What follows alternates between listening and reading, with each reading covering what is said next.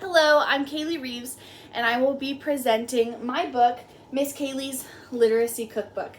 This book is filled with 10 recipes to make with your children. It's snack activities that you can do with them to read these books that you already have in your classroom, and it promotes healthy eating. So we're going to start on page 1. And as you can see, page 1 is an index, so it shows you every book that is covered.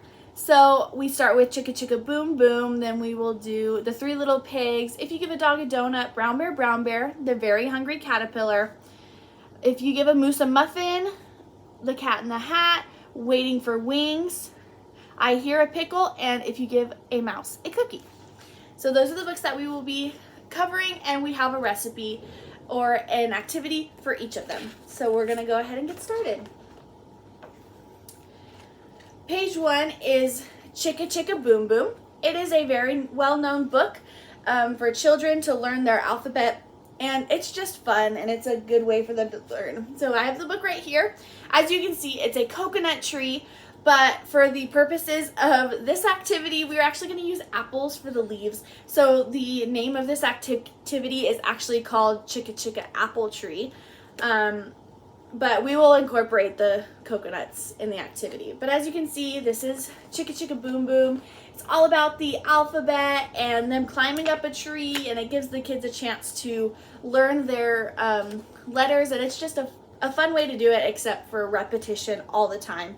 Sometimes it's nice to hear it in a different way and not just the repetition that we do every single day. So, for this activity, the Chicka Chicka Apple Tree, you will need apple slices, you will need pretzel sticks, and some purple grapes. So what you will do is you'll go ahead and set out all of the ingredients on a paper plate on their spot. So the apples, the sticks, and the grapes will already be on their plate.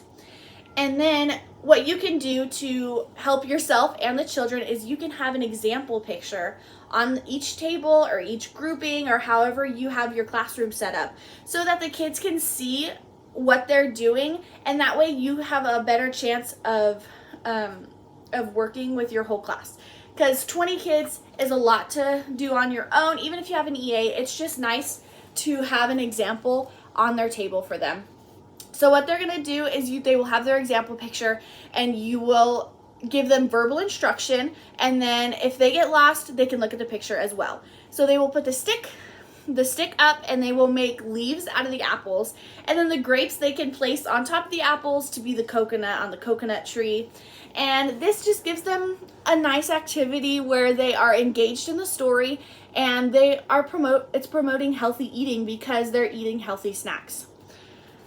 The book Chicka Chicka Boom Boom is a great book to read to your students. This activity promotes the importance of eating your fruits. It will help them engage with the story since they have a hands-on activity to complement it.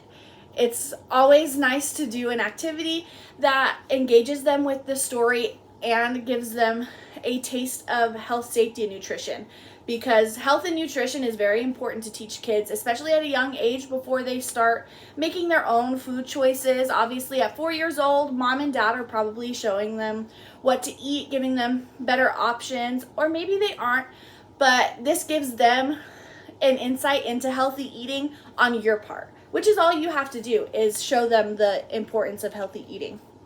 So that is our first activity, and it's so fun, and kids get so excited because they get to put it together and then they get to eat it. All right, the next book we will be talking about is The Three Little Pigs, and The Three Little Pigs is a classic story. It's a classic tale that everybody's heard before. We have a copy of it in our classroom. This is The Three Little Pigs. It's the same story that we've heard. The three little pigs live with their mom. They're ready to move out, so they go and they build their houses, and the big bad wolf blows them all down except for the one with the brick, and it teaches them about making smart choices and putting the work into something. But for the purposes of this, we will give them a chance to have an activity that is hands-on, and then they get to engage in the story. So this is the Huff and Puff Chex Mix activity. So what you will do is you will make sure you have Chex Mix, veggie straws, and pretzel sticks. So after reading The Three Little Pigs, you can set up a Chex Mix station where it's kind of like a buffet or like a frozen yogurt store where you get to add things in, and it's also a good fine motor lesson to do because it'll give them a chance to use their hands. So after reading it, you set up your Chex Mix station, and you will have a bowl with Chex Mix, and that will represent the brick house. Then you will have a bowl of veggie straws and a bowl of pretzels. The veggie straws is the straw house, and the pretzels are the sticks for the stick house.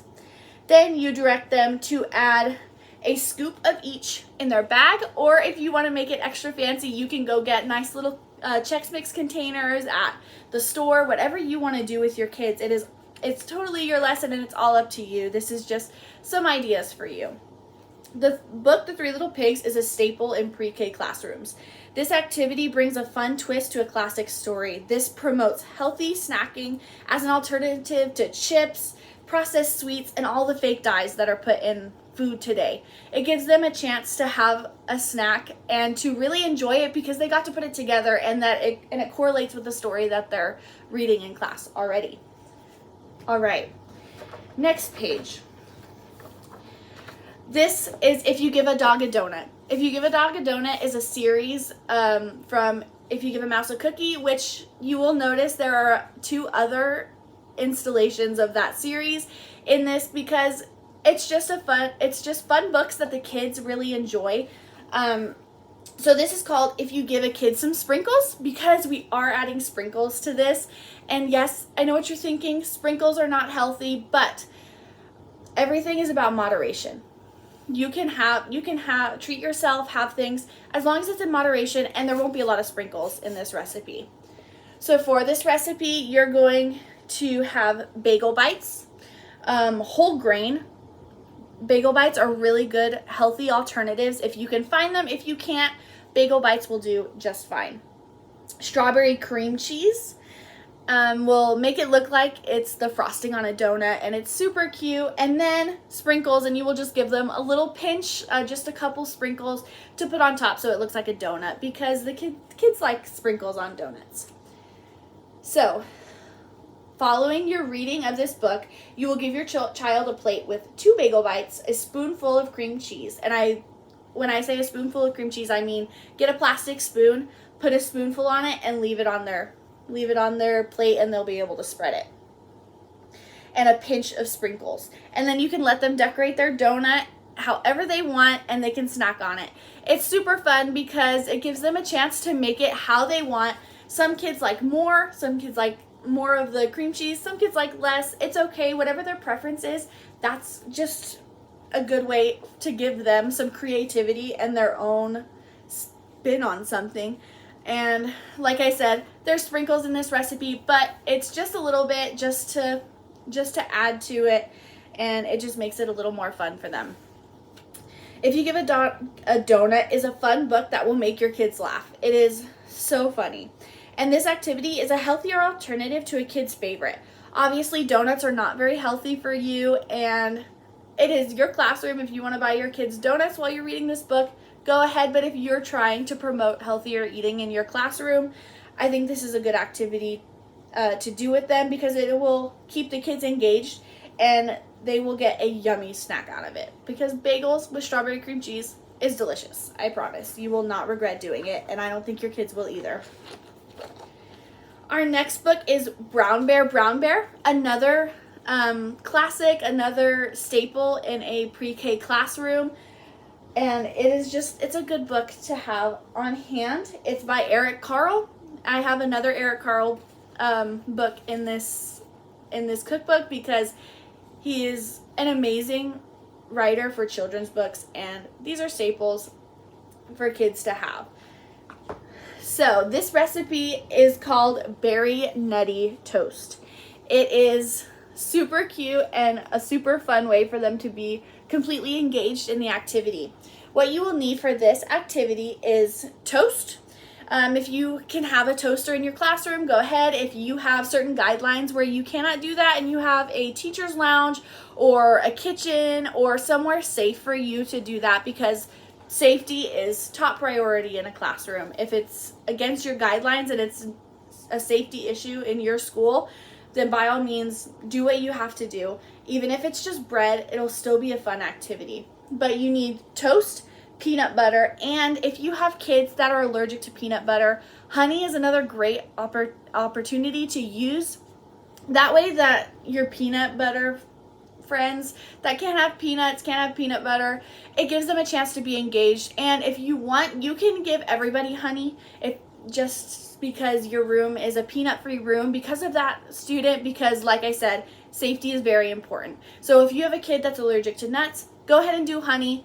It is a great alternative also. Bananas and chocolate chips.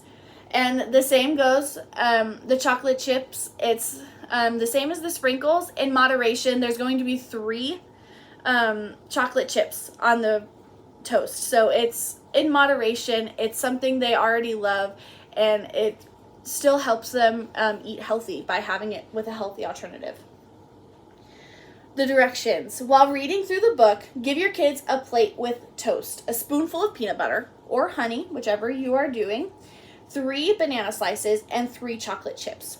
You can also leave a picture example on their table so that they know what they're doing. It'll be easier on you to be monitoring the class and making sure everybody's doing what they need to. All right, Brown Bear, What Do You See is a fun book to read with your kids.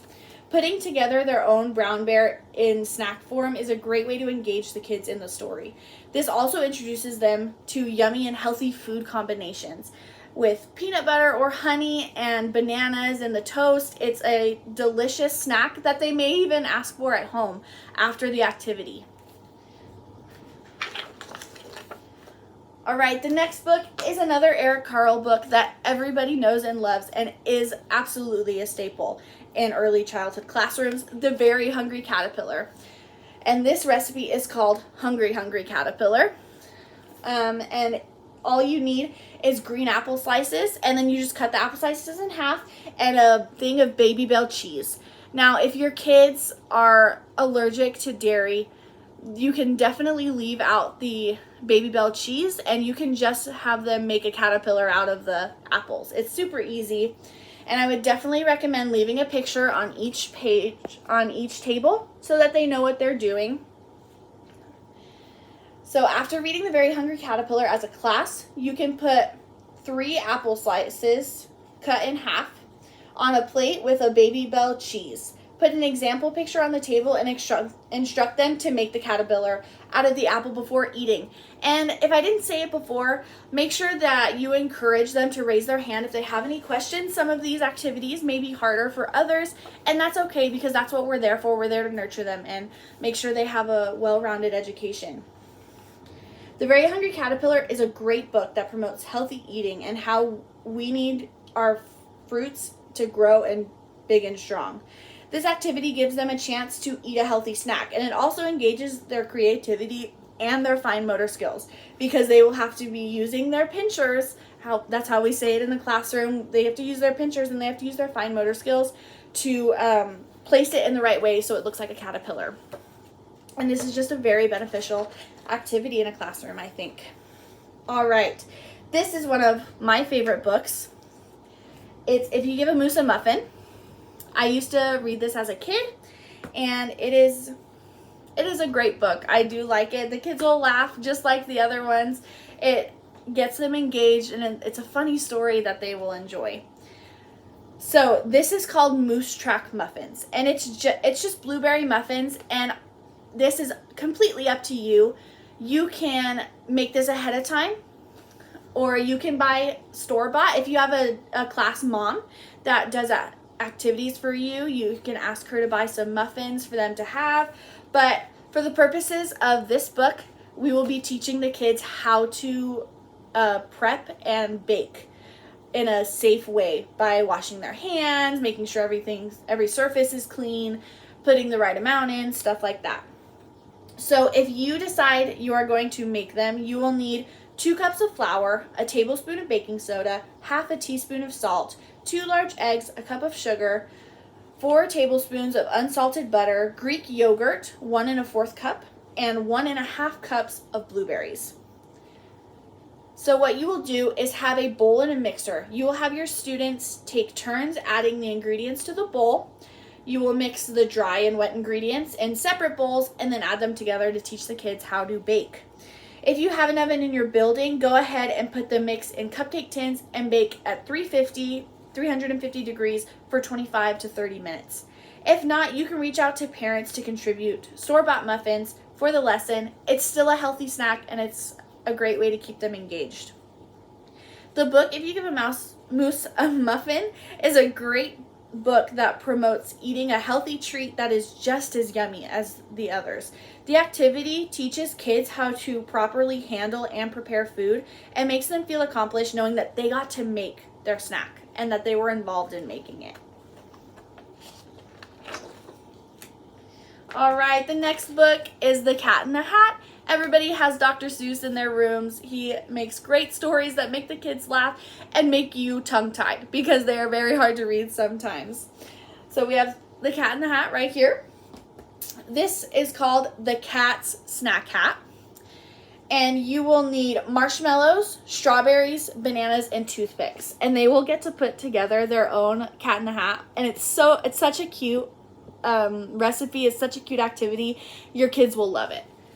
So, following your reading of The Cat in the Hat, give your kids a marshmallow, 3 strawberry slices, 2 banana slices, and a toothpick. Leave an example picture on the table for your kids to follow. And you can give verbal instruction and still make sure that they're able to see what they're doing so that they know that they're doing it the correct way. The Cat in the Hat is a great book for children with silly characters and silly rhymes. This activity gives them a chance to make their own silly cat in the hat. It also encourages healthy eating with good ingredients. Our next book is Waiting for Wings. It is a great book about butterflies, especially when you are doing a series or a theme of caterpillars, butterflies, metamorphosis, spring, any of those, and this would be a really fun snack activity for them to do. This is called the Happy Healthy Butterfly. You'll need string cheese, grapes, mini cheese crackers, and Ziploc bags. And there is a picture for reference what you're going to be doing. You will also need Scotch tape, which most classrooms have on hand, so it'll be easy. So give your kids a Ziploc bag and a plate with grapes, mini cheese crackers, and string cheese. Have them put grapes on one side and have the crackers on the other side. They will both be separated down the middle, and then you will put the cheese in the middle and tape it to the bag so that when you're finished with it, it looks like a little snack butterfly, and then you can have them have it right there, or you can wait if your snack time is a little bit later. Waiting for Wings is a great book for the spring. This activity gives them a chance to make their very own butterfly. It also promotes healthy eating with alternative snacks that are good for them. And here's the book. Right here, it's a very good book. Our kids loved reading this book, and they enjoyed the butterflies and watching the caterpillars turn into butterflies. All right, the next activity is a book called I Hear a Pickle. Now, this is not an activity like the other activities we have because this is obviously about pickles. It teaches them about the 5 senses and what they can smell, what they can see, what they can touch, what they can taste, and what they can hear. So it's a great book to teach them all about their 5 senses, and it's silly. They have a bunch of silly ones. My kids were laughing every time it said something not inappropriate, but it was potty talk. Like this page right here. It's potty talk, but it makes the kids giggle, and as long as you clarify that it's potty talk, it's okay. So, this activity is called All 5 Senses, and it's a pickle activity. So what you're going to do is you're going to buy a jar of dill pickles, sweet pickles, sour pickles, bread and butter pickles, and you're going to give them a chance to taste test them. So you'll give your kids a pickle chip one at a time, ask them questions about how it tastes, smells, feels, looks, and sounds like. Then they can try them and they can vote which one they liked better. Our kids, we personally did it, and our kids liked the sweeter pickles more than the dill, but personally, I like dill better. But it also teaches them that it's okay to have differences and to like different things. I Hear a Pickle is a cute book that introduces kids to 5 senses of food. This activity gives them a chance to compare the differences of the types of pickles. It also gives them a quick veggie snack to get them through. Some kids are extra hungry every day. They want a snack right after breakfast, and this is just a nice little snack that gets them to lunch if that's what you need to do. All right. And finally, our last book, If You Give a Mouse a Cookie. One of my all-time favorite books. I've read it multiple times. I've watched the show with my kids. It is an amazing book. I have the jumbo version of it today. It is the book that we all know and love, and it talks about how things change every time you do something. It teaches them about choices and all that. So this recipe is called apple cookies. It is a fun way to give them a cookie, but it also promotes healthy eating because it's apple based. So the ingredients you'll need for this activity are apple slices. You're going to slice them round so they look like a cookie. Then you will have peanut butter, but obviously if your kids are allergic to nuts, just like we said before, a great alternative is cream cheese. It is still healthy, it promotes healthy eating, and it doesn't affect anyone in your class, especially if they have a very severe allergy where they can't even be around peanut butter. And chocolate chips. Just a couple in moderation so that they can have a chocolate chip cookie, but it's still a healthier alternative. You'll give your kids a plate with an apple slice, a spoonful of peanut butter or cream cheese, and a sprinkle of chocolate chips. Just a couple, not too many. And then you'll have them put together their cookie before they eat it. And then you can leave an example on the table or the desk or whatever you have, and that way they can follow along and know what they're doing. But they'll get it. It's a pretty simple activity. If You Give a Mouse a Cookie is a classic in early childhood literature. This activity is a fun way for the kids to engage in hands-on crafts and stretches their creativity because they know they're making a cookie, but they can do it however they want. It stretches their creativity in multiple ways because it shows them a different way to have a cookie and a different way to have a healthy snack. And it's fun for them to be a part of it. All right, that is the end of my presentation of my cookbook. I'm so glad that you listened and that we got a chance to go through these. Like I said, these are just a couple examples of activities that you can do with your kids to keep them engaged, because in early childhood education, sometimes they need something that stretches their creativity, gets them out of their chair, gets them using their hands, using their fine motor skills, trying something they maybe didn't realize they liked. A lot of my kids, for the pickle activity, they all told me they didn't like pickles, but a lot of them tried it and really liked it. So it gives them a chance to try new things and find out if they really like something or not. But I'm very glad that you listened. I hope you use some of these activities in your classroom. It is a super fun way to engage your kids. And that is all for my presentation. Thank you so much for listening, and I will see you guys later.